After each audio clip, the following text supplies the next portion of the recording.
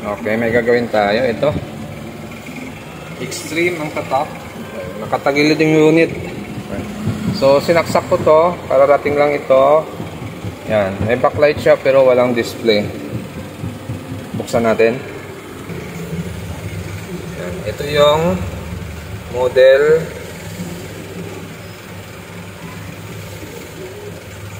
Unang sira niya.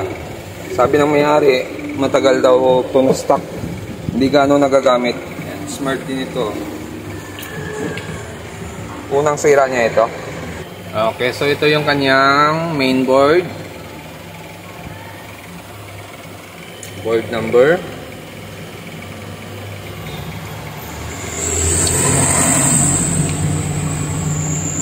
Gamit na top board or panel ay Panda. Yan, Panda.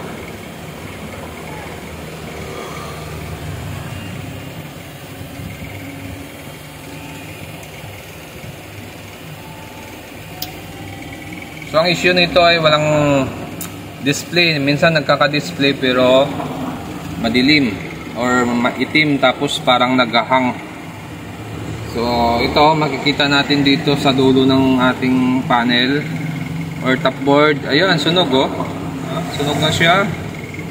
So yung iba dito nagkaroon ng umido. Yan, baka umido lang ito. Okay, babunutin muna natin.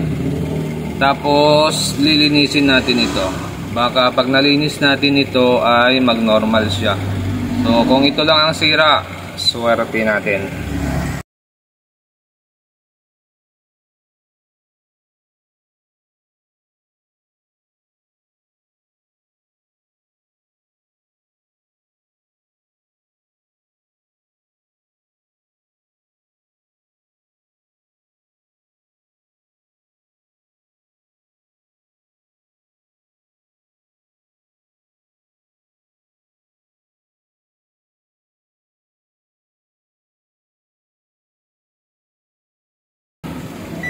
Short pa ba yung circuit natin sa mga katabi niya?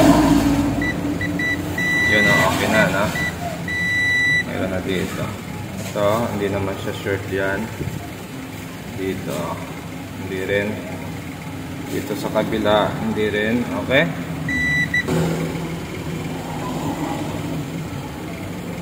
Okay, so BGH nga ito, 31.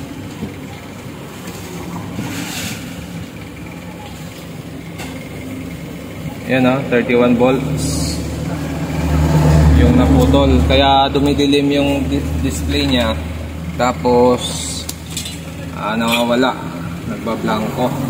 So tingnan natin display. Ayun no, meron na siya. Yun, no signal. Ibig sabihin yun lang yung sira niya. Okay, yun no, okay na. Okay na yung display. Okay. So yun lang ang naging problema niya, yung isang sarkito na yan, nagkaroon ng kalawang.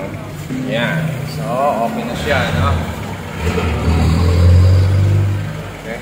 So, final test lang tayo. Bunot muna natin. Bunot natin, tapos saksak ulit natin. Okay. So, may ilaw na siya dito. Power on natin. Yun. Response na. Extreme.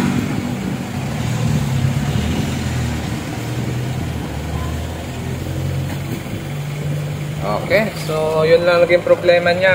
Nawalan lang siya ng BGH sa may side. Kasi nga nagkaroon ng umido, napudpod yung circuit, naputol yung circuit, kaya naglulus na yun. Okay, so nung tinugtong natin yon ay okay na siya.